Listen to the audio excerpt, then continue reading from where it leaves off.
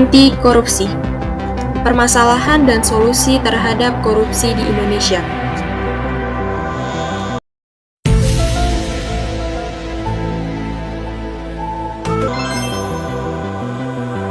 Apa itu korupsi? Definisi korupsi adalah penyalahgunaan uang, wewenang, atau kekuasaan untuk kepentingan pribadi atau orang lain. Dampaknya, yang pertama, menurunnya investasi, produktivitas, dan penerimaan pajak. Yang kedua, meningkatnya harga kebutuhan pokok dan kriminalitas. Korupsi sebagai masalah mendasar. Korupsi di Indonesia sudah mengakar dan mencakup berbagai sektor, dari pemerintahan hingga masyarakat umum, menyebabkan kerugian ekonomi dan sosial. Jenis-jenis korupsi. Yang pertama, korupsi transaktif, kesepakatan antara pemberi dan penerima. Yang kedua, korupsi pemerasan, pemaksaan untuk memberikan suap. Yang ketiga, korupsi nepotisme, penunjukan kerabat atau teman untuk jabatan tertentu.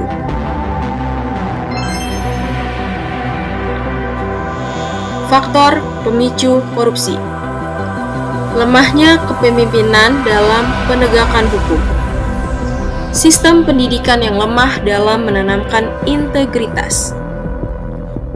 Kemiskinan sebagai dorongan untuk mencari jalan pintas melalui korupsi.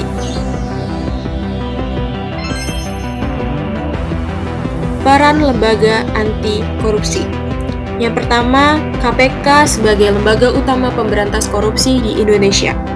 Yang kedua, lembaga pengawas sebelumnya seperti Bappekan dan Paran berfungsi mengawasi tindakan aparat negara. Kiat menghindari korupsi. Yang pertama, pendidikan dan penanaman nilai integritas sejak dini. Ajarkan kejujuran dan tanggung jawab dari keluarga hingga sekolah.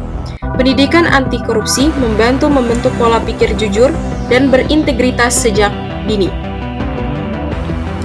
Yang kedua, ada penegakan hukum yang tegas dan transparan.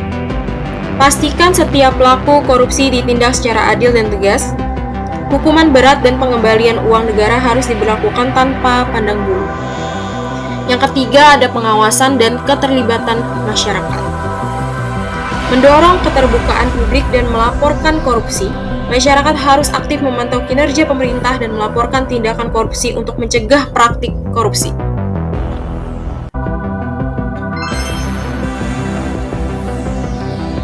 Jika terlanjur terjerumus. Yang pertama adalah mengakui kesalahan dan bertobat. Segeralah akui perbuatan dan sadari kesalahan yang dilakukan.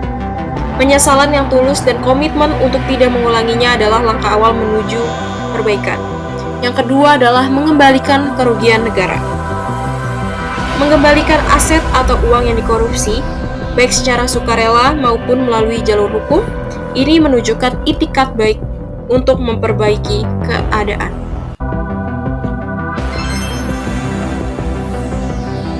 Kesimpulan, korupsi adalah masalah serius yang merusak berbagai aspek kehidupan di Indonesia, mulai dari ekonomi dan sosial.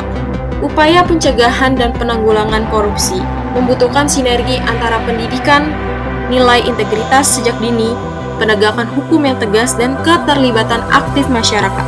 Jika seseorang terlanjur terjerumus dalam korupsi, penting untuk mengakui kesalahan dan mengembalikan kerugian negara. Diharapkan Indonesia dapat bergerak menuju masa depan yang lebih bersih dan berintegritas.